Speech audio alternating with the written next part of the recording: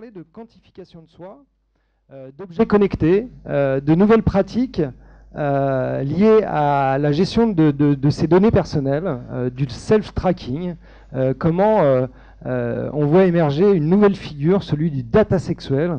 Donc voilà, donc là ça va nous permettre d'aborder un tout autre aspect de la data visualisation à travers le prisme de la quantification de soi, et avec cette idée que peut-être des pratiques qui peuvent faire sourire, notamment un certain nombre de Français, sont potentiellement aussi, ont des retombées sur le fait de reprendre en main des données personnelles pour pouvoir les valoriser soi-même, pour les exposer ensuite, les embellir, etc. etc.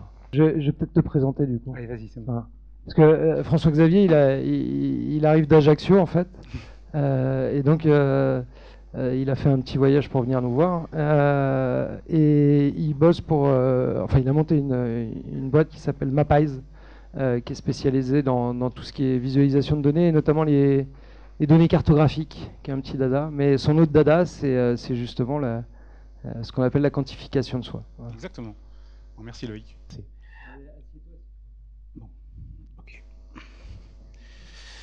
Alors, la quantification de soi. Je vais essayer de vous en parler un petit peu et de vous en parler de manière assez ludique et en tous les cas très, très personnelle.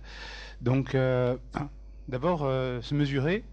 Enfin, moi, je me mesure depuis longtemps. En fait, quand j'étais jeune, avec mon frère, on se mesurait, comme beaucoup de gens, je pense, à côté d'un mur. Ma mère, avec un crayon, elle notait des dates régulièrement et on évoluait. Mon frère étant plus grand que moi, il me battait tout le temps.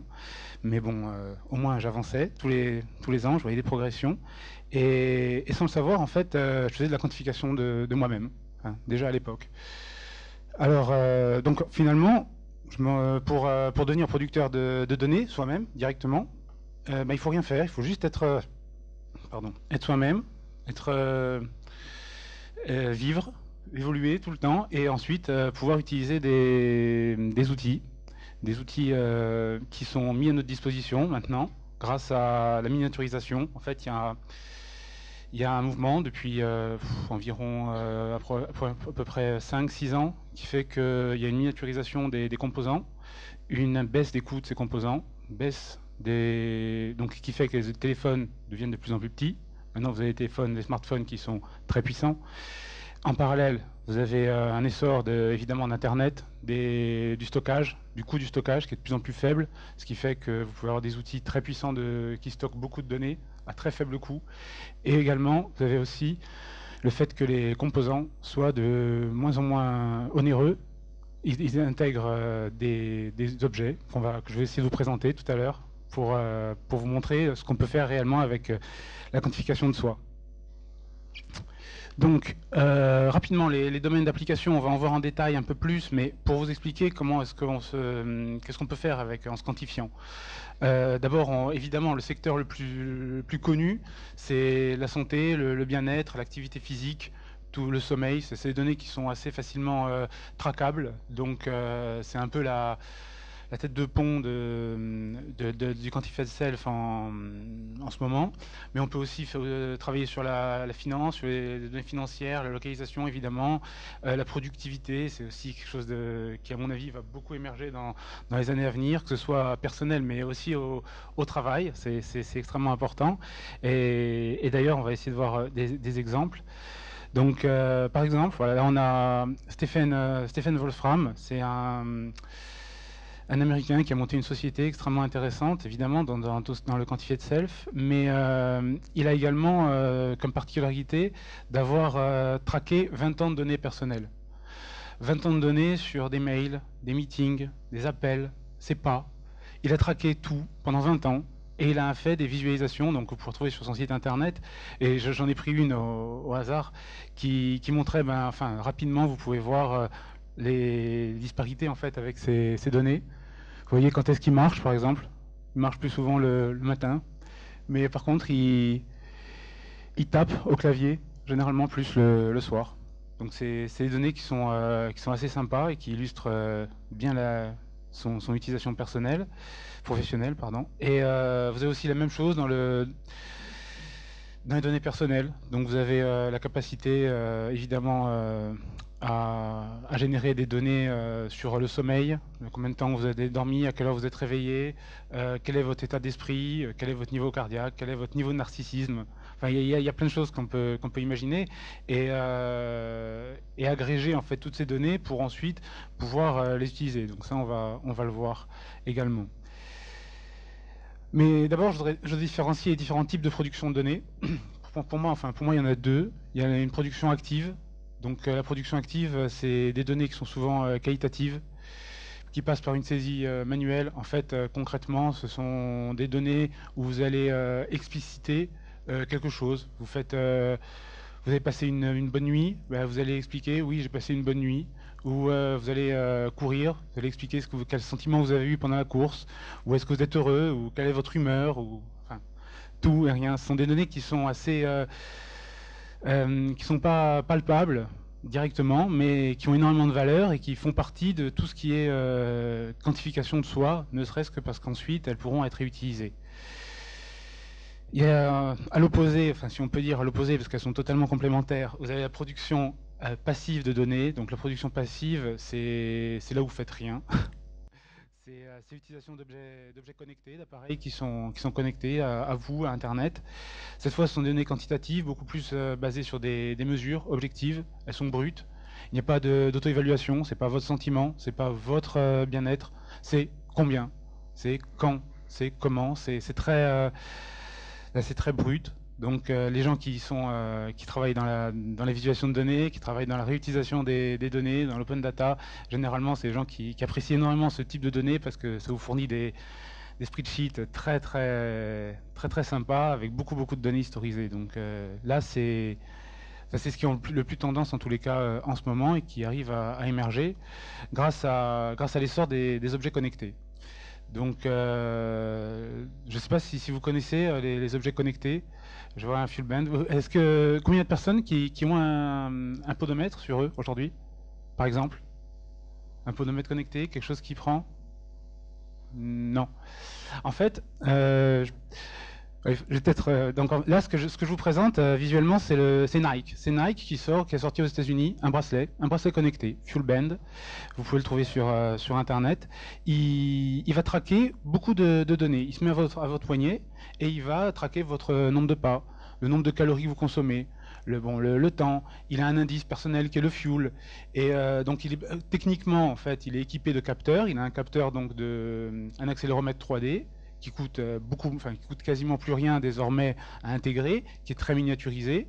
Donc, ils peuvent le mettre dans des bracelets ou dans des objets connectés. Et ensuite, ces données, connectées à une application iPhone, connectées en Wi-Fi, connectées en Bluetooth, vont pouvoir envoyer sur Internet, stocker sur Internet toutes ces données, les consolider, et ensuite vous donner la possibilité de les utiliser. Donc, les utiliser et les visualiser, évidemment. Alors, rapidement, on va faire un petit tour d'horizon. Pour ceux qui ne connaissent pas les objets connectés, on va faire un petit tour. Ça va être assez rapide, mais c'est assez sympa. Donc vous avez les podomètres. Les podomètres, c'est probablement le système le plus basique actuellement en objet connecté.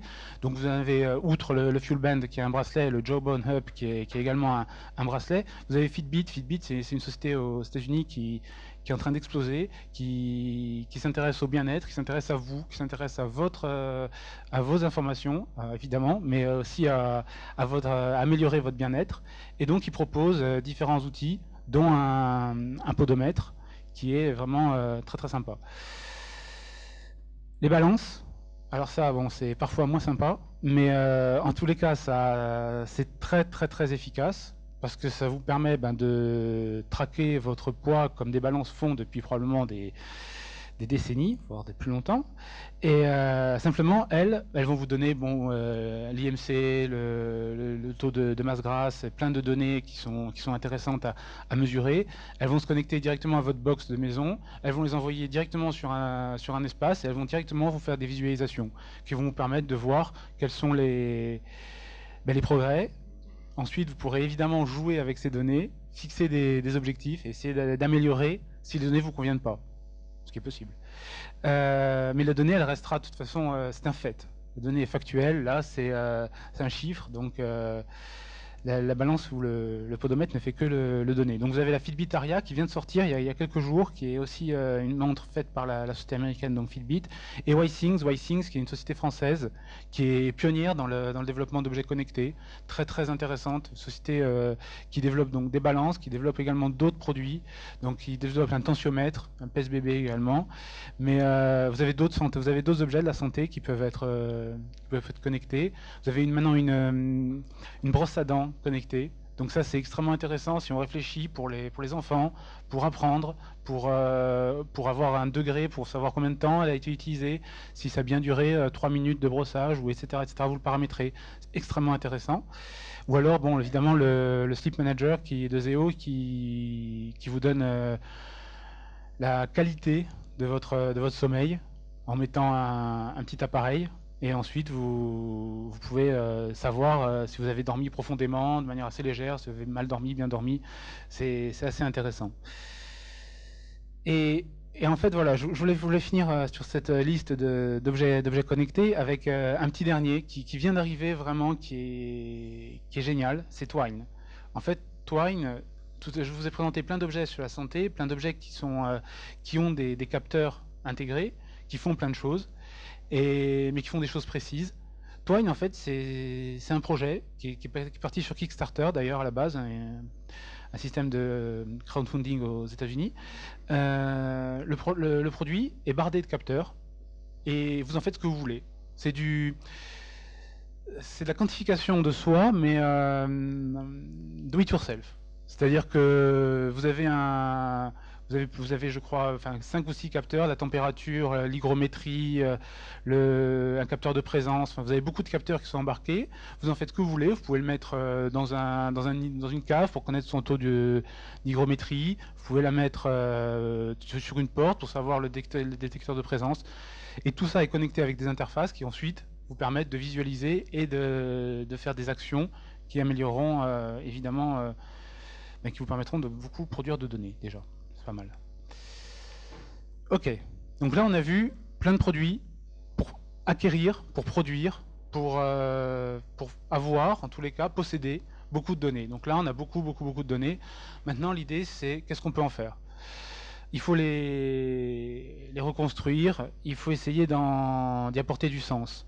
Donc d'abord, la première chose que ça va vous permettre de faire, c'est de vous améliorer. Au travers d'outils, de tableaux de bord, de dashboard, vous allez pouvoir fixer des objectifs de poids, de nombre de pas pour la santé, ou de n'importe quoi si vous traquez n'importe quel type de données. Et ça va vous permettre en fait de progresser régulièrement avec ces objectifs, avec ces différentes steps.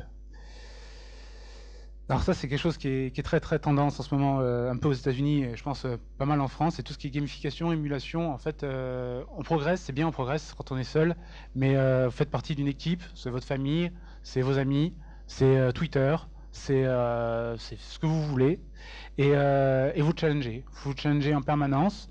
Vous pouvez vous challenger sur des perfs sur Runkeeper. Runkeeper qui est un outil, donc vous utilisez l'application iPhone pour traquer vos courses, par exemple, si vous courez.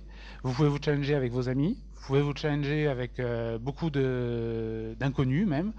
Vous pouvez débloquer des badges. Ça, c'est très, très tendance. Enfin, Foursquare, par exemple, une société américaine qui fait un système de recommandation sur iPhone, utilise beaucoup le principe d'engagement que génèrent les badges. Vous avez des objectifs à atteindre, vous essayez de débloquer ces badges, ça vous encourage, ça vous permet de continuer encore plus dans l'amélioration et d'aller encore plus loin dans l'utilisation de vos données. Vous avez aussi l'historisation, la mémorisation. Ça, c'est quelque chose qui est peut-être pas perceptible à première vue, mais qui a un intérêt extraordinaire. Si je vous dis, par exemple, qu'est-ce que vous faisiez aujourd'hui, l'année dernière, je ne sais pas si vous pouvez me répondre.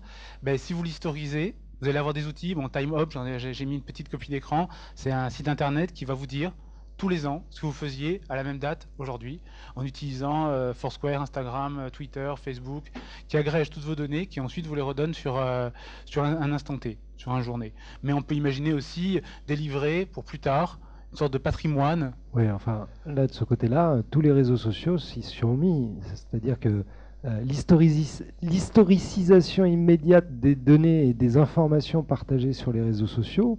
Foursquare, je ne sais pas si tu as vu, mais tu reçois, Oui, bien sûr. tu reçois maintenant des mémos d'il y a un an, te rappelant où tu étais sur Foursquare par mail.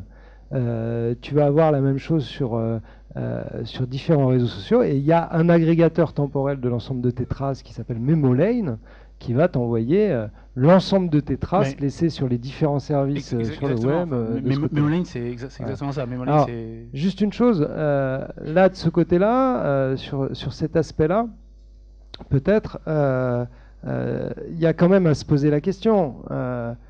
L'historicisation de l'ensemble des données personnelles, personnelles pas au sens, enfin au sens données partagées sur les réseaux sociaux, le fait de cette injonction à se souvenir, ça pose aussi un certain nombre de problèmes. De la même manière, il y avait une question là que j'ai vu passer sur Twitter qui me disait qu'est-ce que tu as appris sur toi finalement en rentrant dans ces logiques et dans ces pratiques de quantification de soi. Est-ce que ça t'a permis qu'est-ce que tu as appris sur toi en passant par ces pratiques-là? Ah ben, enfin, on peut y répondre peut-être, enfin, on peut y répondre maintenant, il n'y a pas de problème. Hein. Donc il y a deux questions dans ta question. D'abord, ce que ça m'a appris, enfin, c'est pour moi, enfin moi, ça fait par exemple plus d'1 an et demi que je porte un podomètre tous les jours. Ce que ça me permet, c'est que je sais combien de pas je fais, je sais combien de pas je dois faire pour être en meilleure santé, et ça me motive pour faire plus de pas. C'est-à-dire qu'en clair, une journée où j'ai pas beaucoup marché, parce que j'ai pris la voiture pour aller au travail, parce que j'ai peu marché, j'arrivais le soir et je vais essayer d'aller plutôt marcher, un peu, au moins, pour être un peu en meilleure santé, pour avoir une limite. La limite, c'est 10 000 pas, voilà, je ne sais pas si vous le saviez, mais un des objectifs, c'est moyen, c'est pour être en bonne santé, c'est 10 000 pas par jour. Donc quand je vois, par exemple, que je finis la journée à 5 ou 6 000 pas, j'essaie d'aller marcher, donc ça améliore ma santé sur le point de vue de la santé. Sur le sommeil, c'est exactement la même chose. Sur tout cet aspect-là, c'est toujours de l'amélioration de soi, enfin de moi. Et ensuite, c'est également le fait de me challenger qui m'améliore. C'est-à-dire que maintenant... Hein? Ben, alors ça c'est une question hyper intéressante. C'est une question hyper intéressante. C'est la question de savoir si quand vous recevez votre relevé bancaire, vous avez peur de l'ouvrir? Ça dépend. En fait, il y a des gens qui sont, c'est le stress. Oui, la donnée en elle-même, le nombre, enfin l'argent que vous avez sur votre compte ou le poids que vous faites ou le nombre de pas que vous faites, c'est des données. C'est pas elles qui doivent générer du stress. C'est l'interprétation que vous en faites. Donc ensuite, c'est l'état d'esprit dans lequel vous recevez ces données qui vous permettent de gérer ou pas le stress. Moi, j'essaie d'avoir une attitude plutôt très positive, très optimiste par rapport aux données, que ces données essayent de m'aider. Je ne vois pas les données comme un ennemi. Donc c'est vrai que quand je vois que les données ne sont pas bonnes, parce qu'elles ne sont pas toujours bonnes, je sais que je peux faire des choses, que j'ai la possibilité. C'est moi qui contrôle ça. Je peux aller marcher un petit peu, je peux essayer d'optimiser. Après, ça me fait faire du A/B testing, quoi. C'est-à-dire, ça me fait faire des choses. Est-ce que je vais mieux dormir si je fais telle et telle chose avant de m'endormir, ou est-ce que je vais mieux me sentir si je fais ça? Et là, on en revient à la production active. C'est-à-dire que la production passive, elle vous donnera des chiffres, mais les chiffres, c'est pas forcément le sentiment. Le sentiment de bien-être, c'est ça l'objectif au final de ce genre d'outils actuellement, si on parle dans le bien-être. Hein. Mais on peut totalement le déclencher autrement, en effet. Donc oui, le stress, c'est une question qui est assez importante quand on commence à générer de la donnée. Donc outre l'historisation et la mémorisation, on peut évidemment visualiser les données. Donc là, il y a beaucoup de choses qui existent sur Internet pour visualiser les données. Là, je vous ai donné un exemple. Il y a également, dans l'exposition qu'a organisée la Fonderie, vous avez aussi d'autres exemples de ce que fait Nicholas Felton, qui est un designer américain qui traque l'ensemble de ces données depuis longtemps, qui les met dans un livre et qui vend ce livre. Ces données, bon, c'est surtout un designer, donc c'est magnifique. Ces données sont extrêmement... il utilise des outils de visualisation qui sont très, très sympathiques. Et en même temps, ça permet de faire ressortir un peu la quintessence de ce que vous avez. C'est-à-dire que quand vous marchez énormément, ensuite ça dégage des moyennes, mais après il faut peut-être voir les highlights, les meilleurs moments de ce que vous avez fait, les meilleurs moments de votre année, donc être capable d'en ressortir, et la visualisation vous permettra d'avoir cette quintessence. Également, la visualisation va vous permettre de voir des données que vous pouvez générer, souvent de manière passive, mais sans en comprendre une dimension colossale. Par exemple, c'est un exemple que je voulais vous montrer, c'est un petit outil qu'on a développé, qui est basé sur Foursquare. Donc quand vous checkez, quand vous dites où vous êtes sur Foursquare, c'est complètement passif, ça ne génère pas de données en elle-même, ça fait qu'un check. Et nous, on s'est dit, tiens, pour les gens qui voyagent, ça pourrait être sympa d'avoir le nombre de kilomètres qu'ils font, une carte, une Google Maps avec l'ensemble de leur trajet, le nombre de jours où ils ont voyagé, mais aussi le nombre de carbone qu'ils peuvent générer en voyageant, parce que c'est un impact carbone, le voyage, l'historiser sur l'année, et pas mal d'autres infos. Donc ça, c'est des informations qu'on fait ressortir de production passive de données, et qu'on valorise en les visualisant sur Internet. Donc voilà, ça c'est un peu le spectre de tout ce qu'on peut faire avec nos données. Mais enfin, pour finir, moi, il y a un truc que je voulais dire, donc peut-être certainement il y aura des questions là-dessus aussi, parce que c'est un peu un mantra sur l'open data, libérer les données.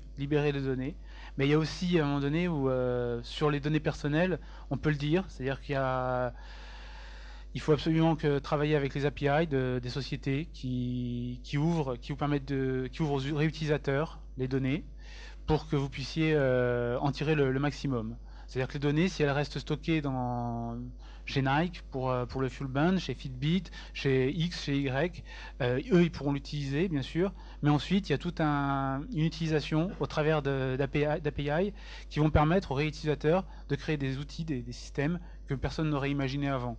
Et un des exemples maintenant les plus connus dans ce secteur, c'est ce qu'essaie de construire une société qui s'appelle Runkeeper aux États-Unis, qui essaie d'agréger en fait vos données de santé pour en extraire un maximum. Donc ça c'est une démarche qui probablement va suivre l'essor, qui va accompagner l'essor des objets connectés. On voit que dans cette salle, il n'y a pas beaucoup d'objets connectés encore qui sont portés, mais peut-être que l'année prochaine, il y en aura encore plus. Du coup, encore plus de données générées, on en revient à ce qu'on disait tout à l'heure, et de fait, des outils qui vont devoir agréger, donner du sens, mémoriser, et donner de la visualisation sur tout ça. Donc, voilà, c'est tout. Merci. Okay. Merci FX. Est-ce qu'il y a des questions pour François-Xavier? Oui. Alors, on va commencer par le bas et on va remonter. Moi, ma question, c'est est-ce que c'est bien raisonnable tout ça? On parle de data déluge, on croule déjà sous les données, donc est-ce qu'il faut encore ajouter des données personnelles qu'on va passer son temps à analyser pour s'améliorer, entre guillemets à quoi ça sert, quoi? Bon, on est un peu dans un délire, là. C'est une question philosophique. Oui, non, bien sûr, je pense que c'est un débat. Hein, c'est un débat. Il y aura des gens qui sont divisés sur l'intérêt de quantifier ces données ou pas les quantifier. En fait, ces données, elles existent. Moi, je marche depuis que je suis né. Maintenant, simplement, je les traque et j'essaye de les utiliser pour m'améliorer. C'est un parti pris. C'est quelque chose que je pense capable de m'améliorer. Alors peut-être que j'ai besoin de cet outil pour le faire. Peut-être que d'autres n'en ont pas besoin, mais en tous les cas, je pense que ces données, étant donné qu'elles existent, qu'elles soient stockées, et ensuite qu'elles puissent être valorisées. Encore une fois, l'intérêt, c'est toujours d'en extraire le maximum par la visualisation, par le challenge, par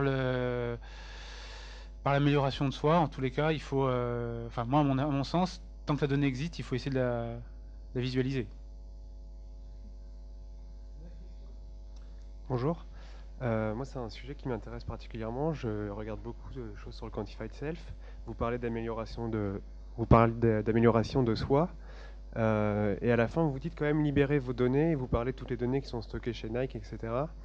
Est-ce que vous avez des idées au-delà des problématiques et tout ça, et du marketing super personnalisé, est-ce que vous avez des idées de services plutôt pour nous, si on libère nos données personnelles, justement? En quoi ça peut nous aider au niveau social, au niveau de la société, en fait? Mais, en fait, il y a beaucoup. Facebook, par exemple, a beaucoup de données sur vous. Oui. Et Facebook utilise ces données pour la publicité et aussi pour échanger pour créer des outils, par exemple, dans la sérendipité, qui vous permettent, grâce aux données de vos amis, de voir d'autres données. Donc dans la sérendipité, il y a certainement des choses autour des données. En croisant sérendipité et données, il y a certainement des services qui peuvent émerger, qui vont émerger. Et en fait, l'idée de finir sur la libération des données, outre en effet les problèmes éthiques, les données de sécurisation, enfin les objectifs de sécurisation de ces données, le cloisonnement, etc., il y a quand même un objectif de sens. Donc c'est-à-dire que si c'est pour stocker, ça n'a pas d'intérêt. L'intérêt, c'est d'y apporter du sens, et pour y apporter du sens, il faut qu'il y ait des gens qui puissent les utiliser, ces données, qui puissent les retraiter, exactement de la même manière que si vous publiez les données d'un budget d'une collectivité, et qu'il n'y ait personne qui est là pour la retraiter ou la visualiser. L'idée, c'est de faire probablement la même chose si on discute, si on parle sur des outils de visualisation. Après, il y a d'autres axes que la visualisation pour utiliser ces données, mais en tous les cas, la visualisation, à mon avis, il y a un chantier colossal pour visualiser les données générées par tout un chacun.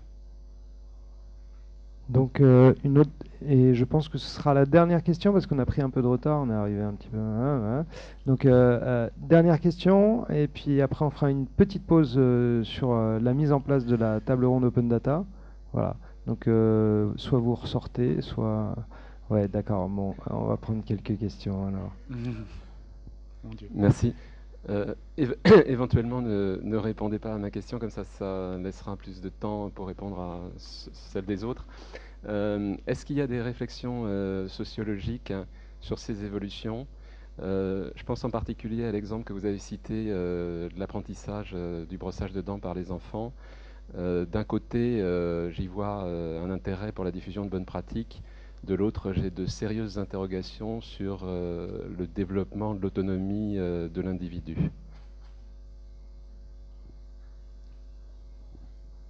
Tu réponds pas? Oui, c'est plutôt une remarque. Bon, c'est un peu du même genre, mais bon. Parce que vous parliez du PAR, alors j'ai trouvé ça intéressant parce que ces outils sont quand même extrêmement archaïques, enfin très simplistes, je trouve.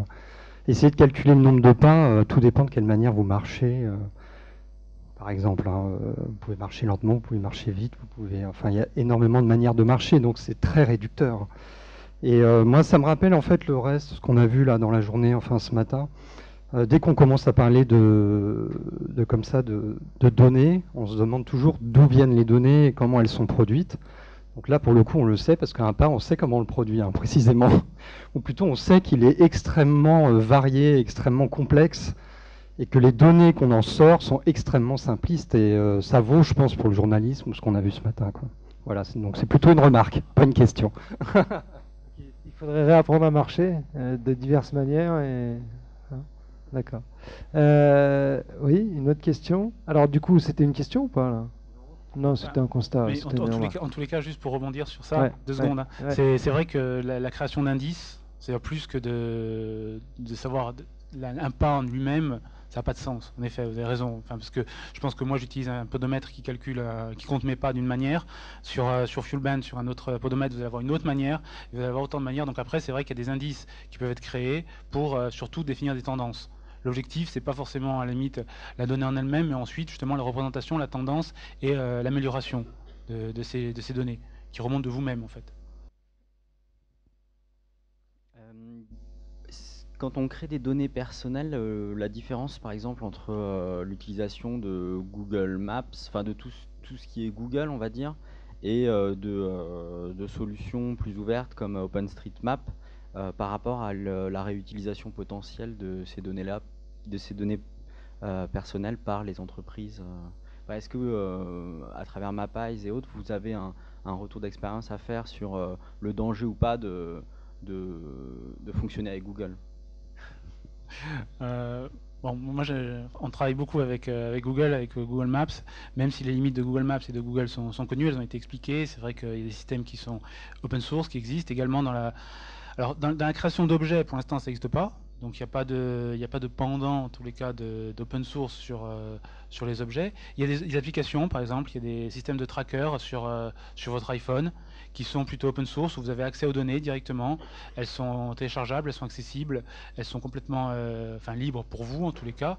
Mais c'est une question qui est extrêmement importante, puisqu'au final, quand vous utilisez un objet, vous utilisez aussi les objets d'une société. Cette société a accès à vos données, elle les centralise, et de la même manière que Google utilise, quand vous êtes un peu prisonnier, quand vous utilisez Google, c'est un peu la même manière quand vous utilisez aussi les styles sociétés type Fitbit ou autres. Il y a quand même moyen, il me semble, d'être complètement neutre avec des trackers GPS et après utilisation. Oui, alors oui, tout à fait. Alors, il y a des solutions qui sont, si vous avez une mentalité de hacker, c'est vrai qu'il y a toujours des solutions. Vous pouvez prendre un GPS, vous pouvez même construire un GPS. Il y a des outils type Arduino qui vous permettent, c'est des puces que vous pouvez agréger, construire un système connecté directement, le porter, le connecter à une interface que vous avez développée, ou vous mettez sur OpenStreetMap et avoir l'ensemble de vos données. Oui, donc là, on rentre sur la logique do it yourself avec des systèmes comme Arduino qui permettent de construire nos propres objets connectés, pourquoi pas pour faire du Là, c'est vrai que c'est idéal, mais c'est limité, ça peut pas être grand public. L'idée, c'est, moi je pense, l'intérêt en tous les cas de ces outils que j'ai présentés, c'est de vulgariser et d'essayer d'évangéliser sur la capacité que les objets connectés ont d'améliorer et de vous aider dans votre quotidien. Bon, une dernière information, parce que par rapport à toutes ces problématiques sur la gestion des données personnelles et qui détient les données, etc., y compris des données traquées par rapport à soi, sur la localisation ou via des objets connectés. Il y a Valérie qui vient de me montrer une information, comme quoi Thomas Saint-Aubin avait publié, là, il y a peu de temps, il y a quelques minutes, une licence sur la réutilisation des données personnelles. Donc, oui, précise-le alors. Thomas de Saint-Aubin, c'est quelqu'un qui avait pris des risques en lançant la première licence ouverte pour les données du ministère de la Justice avant qu'il y ait une politique gouvernementale en matière d'open data. Donc il avait un peu forcé la main du gouvernement avant l'heure. On lui doit ça. Alors depuis, il y a eu plein de choses qui se sont faites, mais voilà. Donc c'est quelqu'un qui est ce que j'appelle les juristes créatifs, qui ne sont pas très nombreux, et donc il aime bien inventer des nouveaux dispositifs qui permettent d'accompagner l'innovation, notamment en matière d'ouverture. Là, l'idée, c'est de plus se poser cette question, d'avoir une licence sur la mise à disposition de nos données personnelles, de pouvoir l'encadrer, de garder la main, de pouvoir reprendre la main d'un point de vue juridique sur le fait de mettre à disposition ces données personnelles, que ce soit des données traquées ou autre type de données personnelles. Voilà. Je pense que ça fait une bonne transition vers la table ronde qui aura lieu dans quelques minutes. On se met en place et on enchaîne derrière.